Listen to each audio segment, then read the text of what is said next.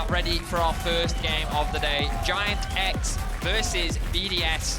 BDS coming off a loss after yesterday. Yeah. GIANTX finding their first win. A bit of messy fashion, but we saw some great stuff from both Jackies and Patrick in their debut here on the LEC. We really did. I mean, again, it was messy stuff when Vitality decided to dive bot at level 2, level 3 on that Rell. But nevertheless, you got Patrick on a comfort champion. You got the bottom lane taking over. And I think more importantly, you nailed the top of that. Jackies came through with such a world-class debut where he didn't look like nerves. It was clean Neeko performance, ending the game as well, I might say. So I'm really excited for this guy because, again, when you talk about the regional leagues, he was nailing first, back to back to back. A lot of people had hype on this guy, and I think he did deliver in his first day. And you're kind of hoping against what we would consider maybe a top 5, top 6 team, penning their performance coming from the back of Worlds, that Jackies again delivers against more of a world-class opponent, to throw in that caveat. Yeah, I'm excited to see what he's capable of, largely because his most played throughout his entire career is Yone. Yeah. Yone Silas are the type of champions that he likes to play for. He did play for the team yesterday, but I wonder if Giant will unleash him a little bit more. Will they give him the reins and allow him to be one of those big carry performances? But we're finally into draft. Thank you so much, everyone in the arena and those at home, for bearing with the difficulties. Let's see what will be the first ban on the dock. Now, from what we know already, things like the Nocturne have been banned away. You know, it's already been talked about what the presence has been. Things like the Kalista as well. The Rumble as well has been floating around here on 14.1 without that 14.1 hotfix. So, again, we've got to ask those questions as Nocturne goes away. Sorry to say, BDS. Are we going to continue that trend? As, of course, you've got to respect Patrick in the process. Yeah, the Draven already been taken away. Things like Caitlyn we've been seeing a lot of. Ashe also very high on the priority list. I wonder if Neeko will join that list. Actually, the priority going towards Sheo, taking off some of his comfort in the form of Vi, something we saw a lot from him last year, especially when Vi was very prevalent in the meta. And another champion that used that Hex plate so well, as we saw yesterday with the Nocturne Vi matchup that BDS had to play against. On the other side, let's see, LeBlanc, take it away. Thank you. No one likes AD LeBlanc at the moment, let's be honest.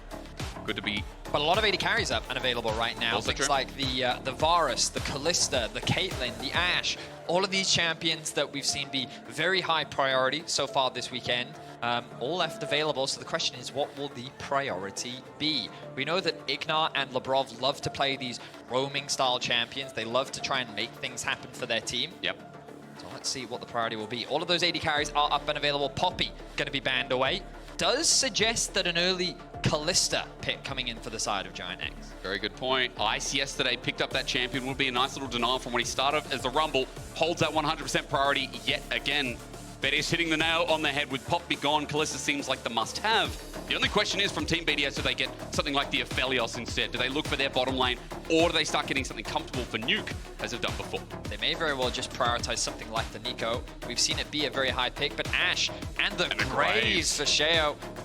We didn't get to see any Graves yesterday, but now we're going to see it locked in. Curious as to what that's going to look like on the new patch, the type of pathing. When we think of Graves in the past, very fast, clear, a lot of early skirmishing power, very effective around these early neutral objectives. Again, something we saw from BDS was that early game presence. They wanted to have strong laning power, but they couldn't really convert any of that early laning power into early objectives. They lost the first 2 dragons, they lost out on the first Herald, and that gave G2 the ability to scale up into the late game. But it looks like GIANTX are saying, we're here to fight. We're ready to go toe-to-toe with you.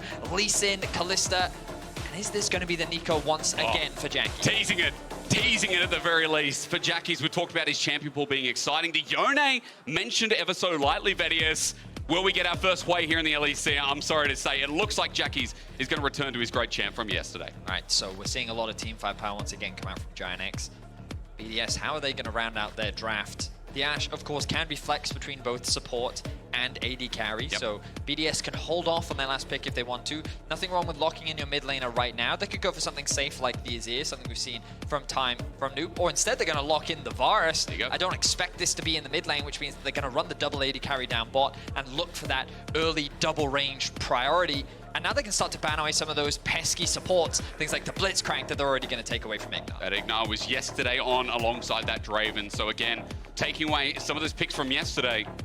What else reigns supreme down there? We haven't seen as many Nautiluses so far. We've seen a Pike coming through. A lot of the Renata which is still left up and available, Vedius, but it's only the question is whether they care about it as much as something like an Engage or Hook champ. Yeah, that is the big question. Right now, GIANTX don't have the strongest Engage tool. Maybe even something like a Rell is something they could think about, but the laning phase is going to be very, very horrible if they do go for that. A Hook champion gives you a little bit more agency in the 2 versus 2, and also potential setup for the Lee Sin in lane as well.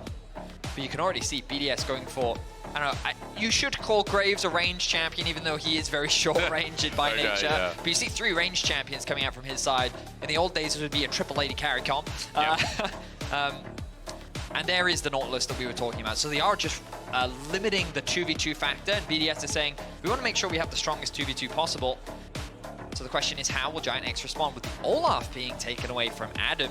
I wonder if GIANTX is looking for something a little bit more defensive in the top side. Maybe something like an Ornn, maybe a Scion. Oh, yeah. Maybe just putting Odoamne on tank duty once again to act as that front line, and maybe they're relying on him to be that engage. I guess we're continuing a bit of the gods meme from Worlds as well. So a lot of respect given over to the top laner who was able to solo kill Broken Blade yesterday and follow off that big pursuit coming off the back of Worlds. As Nuke on Orianna, okay.